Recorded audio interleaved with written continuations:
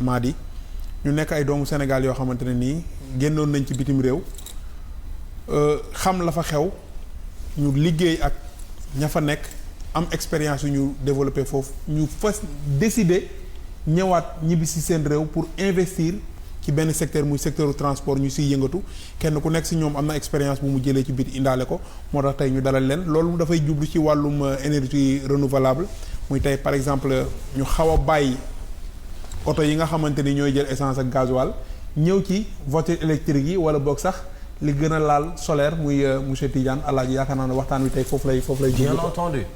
J'aimerais vraiment avoir une ville silencieuse et moins de pollution.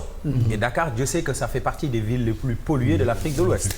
Si je peux passer à l'électrique et que je peux être sûr que si je vais à Tamba, je peux recharger. Si je vais à Diourbel, je peux recharger. À Touba, pareil. Je suis vraiment prêt à faire la transition écologique. Mais comment ça va se faire? Par exemple Tidiane foofu la ñuy commencer mooy lan moo tax ñu war a jógee ci voiture thermique yi war a ñëw ci électrique. Bon, merci beaucoup pour la question. Merci de m'a faire inviter. En fait, pour répondre à la question, nous, avec Solarbox, on a lancé avec des clients qui ont amené nos véhicules partout au Sénégal, jusqu'à Tamba, Vélingara, Kolda, Matam. Je suis allé à Matam, on a filmé une petite vidéo. Ce qui est drôle, c'est en rentrant sur Dakar, on a passé par la Gambie, on a passé par Sédhiou, jusqu'à Gambie, jusqu'à Kaolack, Dakar. Mais entre Vélingara jusqu'à Sédhiou, gisuma benn station d'essence. Donc même dans les régions, l'essence c'est pas évident. C'est-à-dire da nga war a jël sa moto wala sa affaire dawal pour jëndaale essence après nga indiwaat ko fii sa ndëkk quoi. sama ndëkk foofu la si biir Fouta. C'est Cubalel c'est mi ngi Dandi Maayo quoi. Donc diggante suñu dëkk ak station d'essence boobu c'est 30 kilomètres. Yeah. Donc alors que le solaire fa nga nekk da nga fekk solaire. mooy tax dañu am suñu entreprise Solarbox mooy benn entreprise yoo xam ne mi ngi si la fabrication des stations de rechargement qui sont des conteneurs, c'est pour ça qu'on appelle les box. Ils sont solarisés et ça s'ouvre comme un joyau. Et fa nga teg conteneur boobu mu nga am ce solaire pour recharger au moins 10 à 20 motos. La deuxième partie de ça, c'est le fait que en fait je vais en revenir sur moi-même après, mais je me suis dit en fait après avoir été au Sénégal à entreprendre pendant 20 ans, je me suis dit que écoute, on est capable de maintenant compétir dans le marché mondial dans la fabrique des véhicules. Parce que depuis ma commencé au Sénégal, j'ai lancé un produit qui s'appelle le sucre cristal en 2002. Et petit à petit, on a grandi notre flotte. À la fin de certain nombre d'années, on avait 15 véhicules. Et à la fin du mois, la facture d'essence, c'était lourd. 3 millions à 5 millions. Wow. Par mois, pour une petite entreprise, un PME. Amadou, il ne va pas me laisser mentir. En ce moment, je me suis dit, bon, si on avait des véhicules électriques, panneaux solaires sur le toit, on ne va rien payer. Au lieu de payer 5 millions, on ne va rien payer. Dañu am ñag parce que bon NASA ils ont fait l'analyse de tout le monde. Ils savent le nombre de kilowattheures par mètre carré partout au monde. Le Sénégal c'est le numéro 3 dans le monde. Et il y a 2 fois l'ensoleillement au Sénégal qu'en Allemagne, qui est l'utilisateur numéro 1 en solaire. Donc on doit profiter de cette ressource. maanaam su ma déggee. NASA dañoo gëstu. bi ñu gëstoo ñu gis ne. Sénégal bokk na ci réew yi ëpp naaj. ci mètre carré. moom moo jël 3e place ci àdduna. te Allemagne Sénégal rawee na ko fooraayu naaj 2 fois. te Allemagne moo ëpp lu muy utiliser solaire. Voilà. Allemagne googu sax dañoo jox 16 000 milliards ñooñ Mauritanie yi ngir foofu am benn centrale photovoltaïque pour mu leen di produire le courant. ñu koy mën a utiliser pour seen industrie. C'est ça parce que l'énergie si soo xoolee énergie si benn réew toute l'énergie qui entre dans le pays le Sénégal déjà importateur de 1 milliard de barils de pétrole.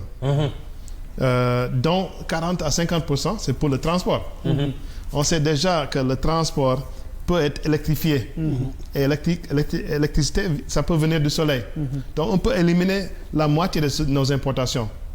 On peut éliminer 1 milliard, 2 milliards de ce qu'on importe en énergie en utilisant cette énergie solaire. loolu nu ñu koy defee. par exemple yow si idée yi nga am mooy nga développé déjà yaa ngi commencé ak idée yoo xamante ne nii mi ngi si jëmee ci moto.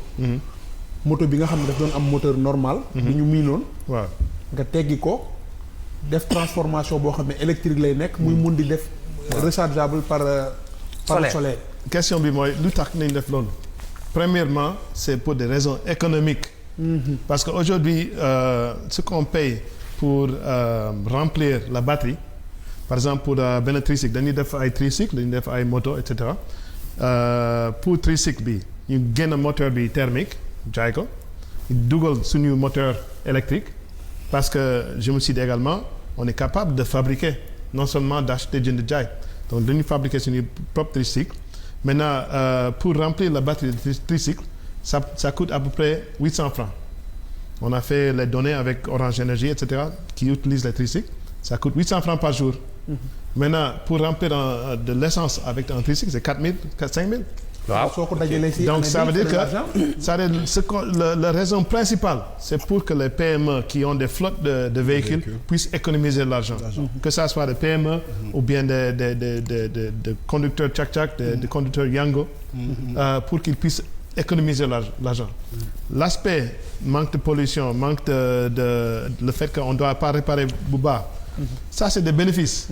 Mais la raison principale ce n'est pas environnemental, c'est économique. Aujourd'hui, les véhicules électriques sont les plus économiques au monde, déjà. C'est vrai. Et c'est ce qu'on doit dépenser, c'est le 10e de ce qu'on met en essence. Et donc, sur les 500 stations d'essence qui sont au niveau du Sénégal, en quelque sorte, ça représente 2 milliards de dollars qu'on achète. Les Sénégalais achètent 2 milliards de dollars chaque année d'essence. En essence, c'est comme quelqu'un qui travaille pour dans un Jag and Jai. En fait, c'est ça que j'ai vu. Je me suis entré dans une station d'essence il y a 10 ans comme ça. Le Jag and Jai, il est venu, génne na xaalis yu bari jox ko Total pour jënd essence bi quoi, pour Jag and Jai bi quoi. J'ai dit que il est employé de Total Sénégal. Malheureusement, au lieu de liggéey pour boppam quoi. En fait, jënd essence vraiment, on ne doit plus le faire. Ok mais comme li ñu naan le bonheur des uns fait le malheur des autres quoi. Non seulement yéen créé ngeen loolu quoi mais vous envisagez pas que ni xalaatoo leen que ni am na loo xamante ni dina ko yàqal ci ñi nga xamante ni ñoo nekk di liggéey ci wàllu li nga xamante ni ci essence la jëm ak li nga xamante ni voilà quoi voiture à moteur yi quoi. En fait je pense que déjà on est dans un monde compétitif. Donc il y a l'Inde, il y a la Chine.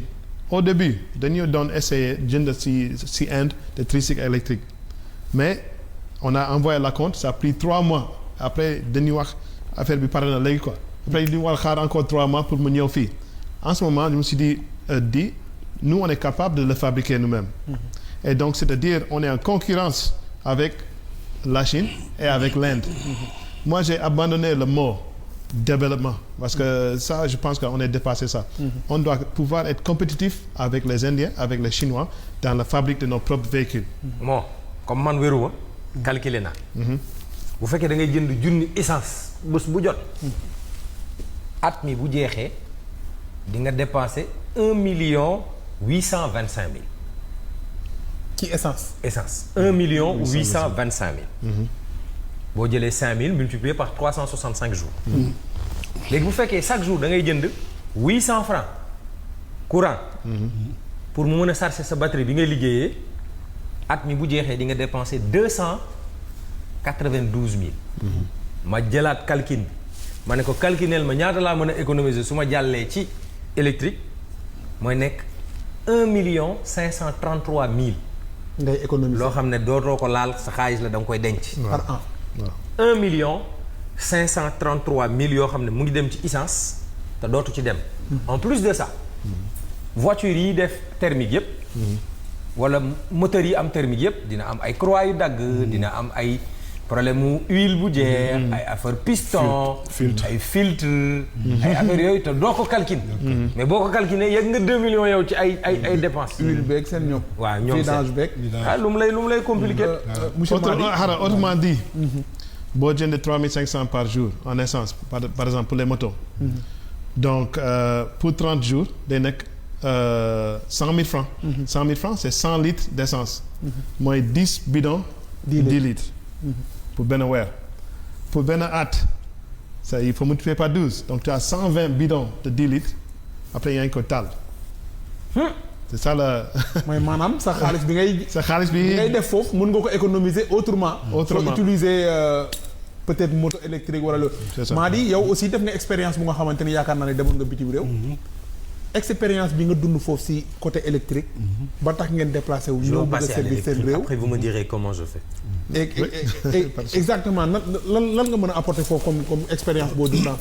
ouais donc ngeen may ma juste ma remercier leen. déjà pour invitation bi. jërëjëf maa ngi aussi di nuyu sama papa ak sama yaay di nuyu aussi sama soxna.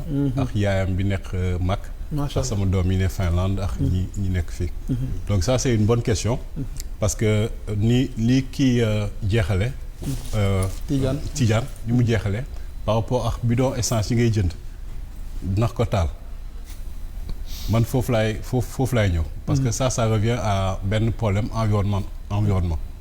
c'est bien de parler de coût mais aussi par rapport ak environnement santé publique. c'est quelque chose boo xam ne aussi day réduire problème santé publique.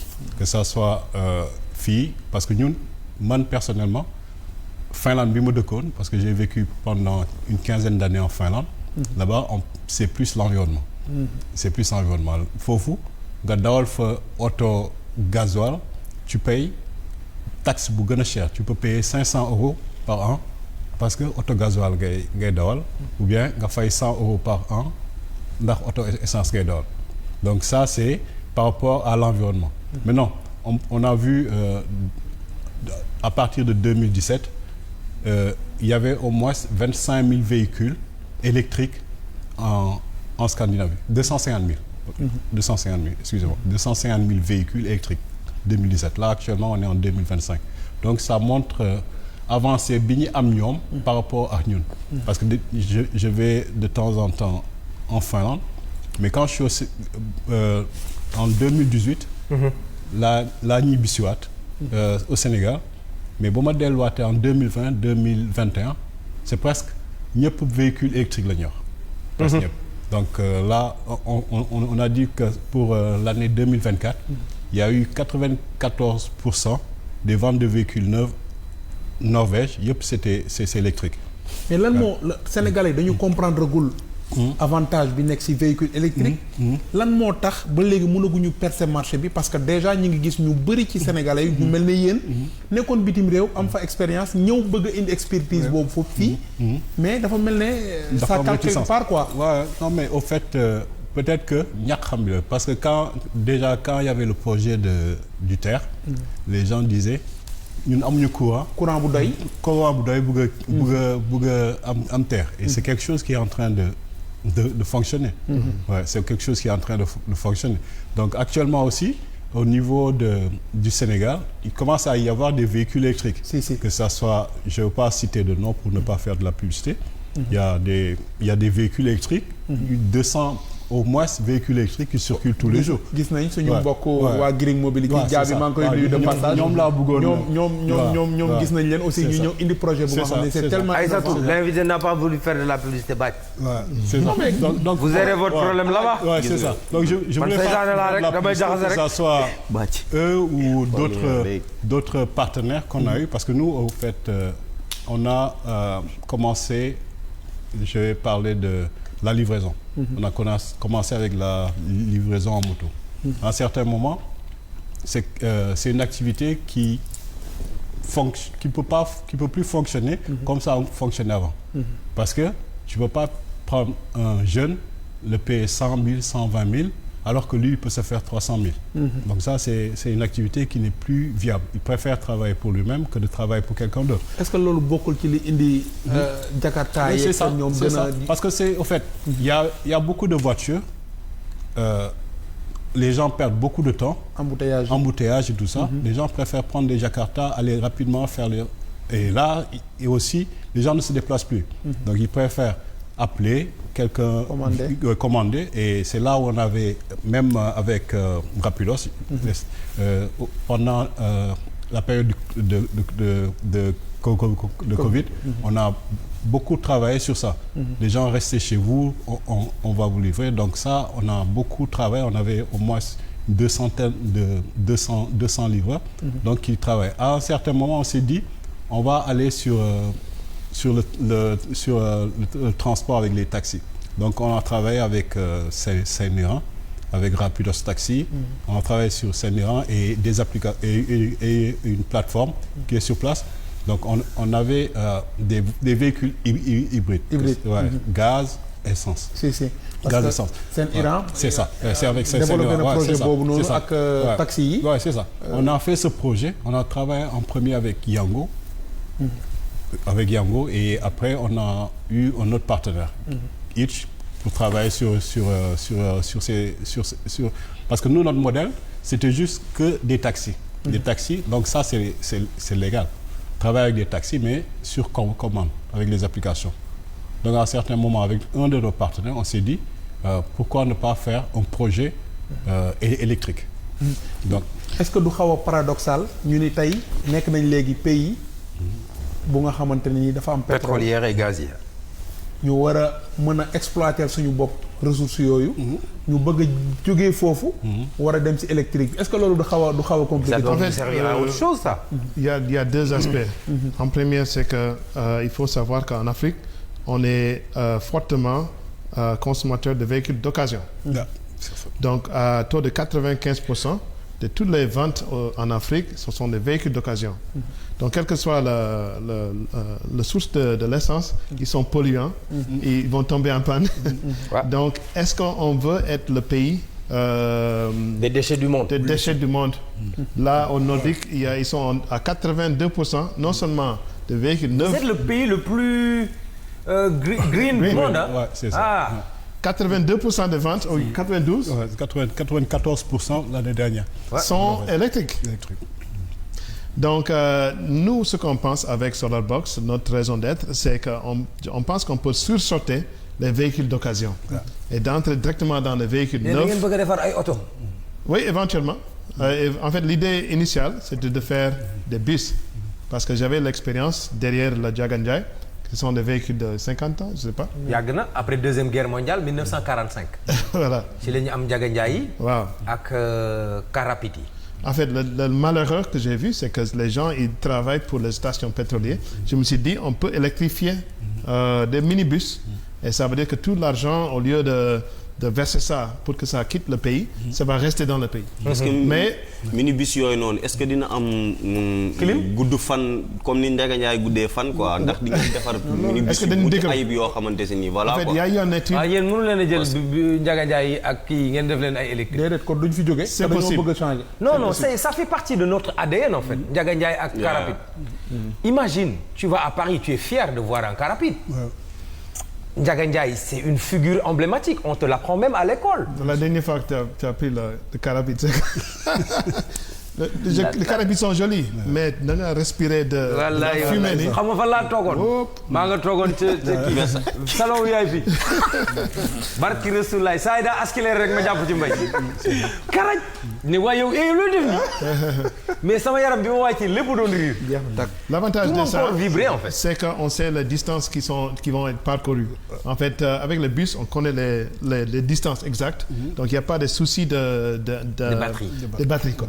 Mais avant d'attaquer frontalement ce marché-là, on s'est dit qu'on doit développer l'expertise pour les plus petits véhicules. Donc, on a choisi un véhicule que personne ne va dire quoi qu'il soit. Ça, c'est le tricycle. On a commencé par électrifier le tricycle pour voir si c'était possible. Donc, moi, je suis rapproché d'une université au niveau de la Sorbonne qui s'appelle Daoust. On a signé une convention de prototypage pour le développement de tricycles électriques ainsi que les stations de rechargement. Donc l'équipe qui est là, il vient de cette université. Et donc on s'est rendu compte que non seulement qu'on peut électrifier tous les véhicules qu'on veut, on peut le faire. Et qu'on a le savoir de je te donne ma voiture, tu me l'électrifies. On peut le faire. For real? For real, we can do it. Voilà. wóor na yàlla Allemagne ñoo ko def de ay Mercedes. It's actually easier. C'est plus facile. barki borom maa nga Banjul fi mu ne nii. waxtaan bi déglu leen. sala foog ngeen. foofu nga ko woo nga duggee moom. barki borom njëriñ. Mais ce qu'on fait en ce moment, c'est des tricycles. On a commencé à faire des motos. On a commencé par un Jakarta. On a enlevé le moteur de Jakarta, mis le moteur électrique et ça fonctionne très bien. L'avantage qu'on ne met pas de changement de l'huile, ça ne va pas tomber rapidement en panne. C'est très efficace, c'est moins cher. Après, on est passé par les motos qui sont, on appelle ça le Dakar XL, avec 2 batteries. Ce sont des 125 de châssis. Et ils sont très efficaces, pas chers, ils ne tombent pas en panne. Est-ce que vous avez calculé ici au Sénégal la saison des pluies, les inondations et tout? Si, on a déjà passé une saison de pluie. Ils sont étanches. Et là, la dernière chose que je voulais dire, c'est que en fait, déjà, pour que les gens puissent aborder le véhicule, c'est pas évident. Pour que les jeunes puissent acheter un nouveau véhicule. Donc c'est pour ça qu'on finance également le véhicule. Et les gens, ils scannent le code QR.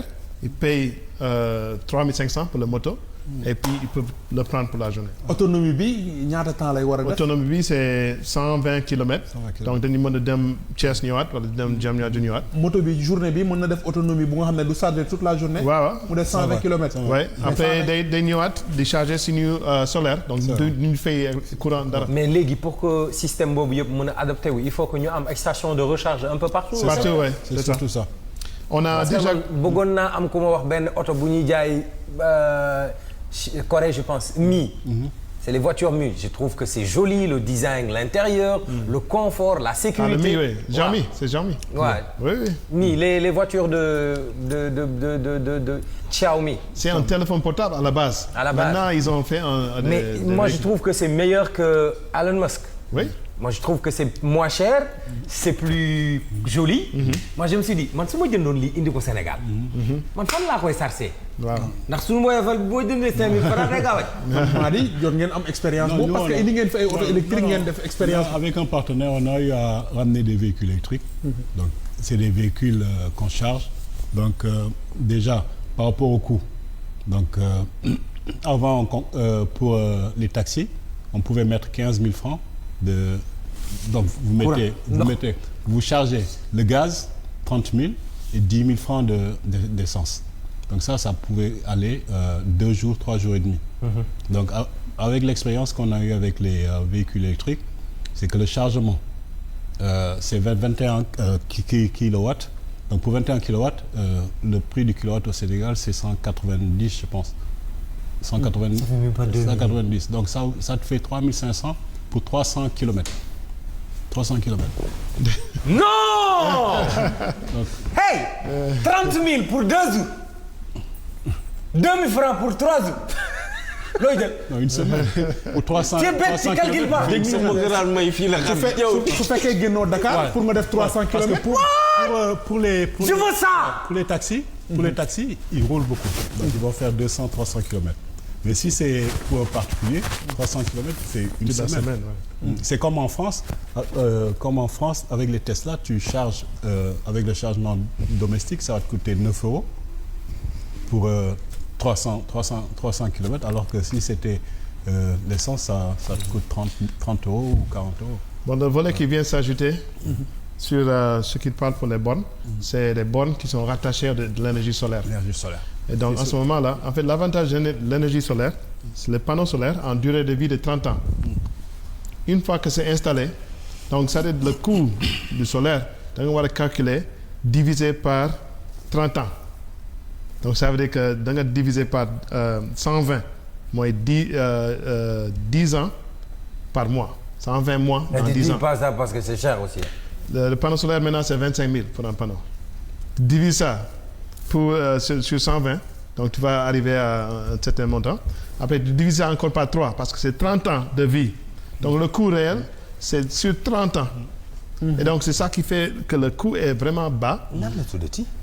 si je prends 25 000 le panneau. Oui. J'en ai besoin de combien? Prenons un exemple facile. Même si le panneau coûtait 120 000. 120 000. Maintenant, 10 ans. Mais 3 millions, c'est rien. 10 ans, ça c'est 1000 francs par mois. Par panneau. Maintenant, tu divises encore par 3. C'est 300 francs par panneau. 300 francs par panneau. si installation par panneau mois yooyu. damay gis ñu koy rattaché ak ay batteries. par exemple panneau bi mënul dox sans batterie wala la moo tax par exemple. nga C'est mën a pour conserver l'énergie. Pour conserver l'énergie, ouais. Pendant la nuit. Ça dépend de quand est-ce que tu vas recharger. Si tu charges la journée, le soleil, en fait, notre solar box, ça recharge les motos aussitôt. Ouais.